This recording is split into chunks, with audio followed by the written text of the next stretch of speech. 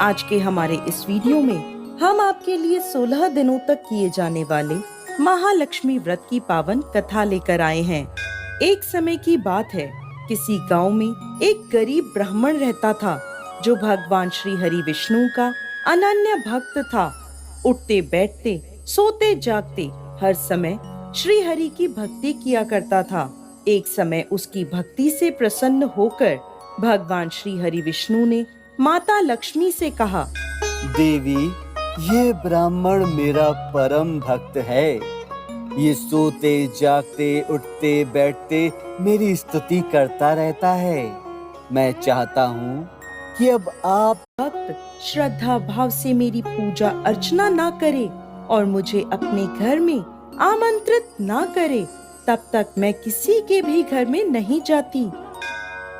माता लक्ष्मी की यह बात सुनकर भगवान श्री हरि विष्णु धरती लोक पर एक साधु के वेश में ब्राह्मण के घर पहुँचे और उससे कहने लगे, हे ब्राह्मण, तू यदि अपनी दरिद्रता दूर करना चाहता है तो लक्ष्मी नारायण जी के मंदिर के पास रोज एक महिला उपले थापने आती है।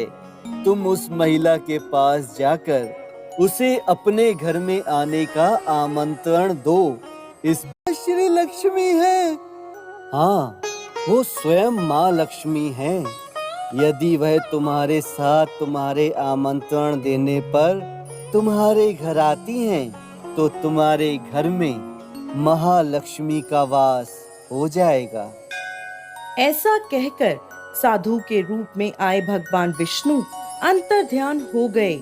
अब सुबह सुबह वो ब्राह्मण उठकर मंदिर के सामने जाकर बैठ गया।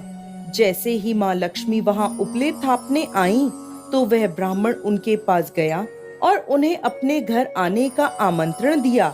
तब ब्राह्मण की बात सुनकर माँ लक्ष्मी समझ गईं कि जरूर ये श्री हरि विष्णु की। तब ब्राह्मण ने देवी के कहे अनुसार पूरे विधि विधान से 16 दिनों तक महालक्ष्मी व्रत किया। उत्तर दिशा की ओर मुंह करके लक्ष्मी जी को भी पुकारा। अपने वचन को पूरा करते हुए माँ लक्ष्मी उस ब्राह्मण के सामने प्रकट हुई और उन्होंने उसके सभी कष्टों को दूर कर दिया। उसके घर को धन धान्य और सुख समृद्धि से भर दिया। दोस्तों, इस प्रकार जो भी व्यक्ति 16 दिनों तक पूरे विधि विधान से माँ लक्ष्मी का व्रत करते हैं, माँ लक्ष्मी उनसे प्रसन्न होती हैं और उनके घर में वास करती हैं। 16 दिनों के व्रत को पूर्ण करने के बाद 16वें दिन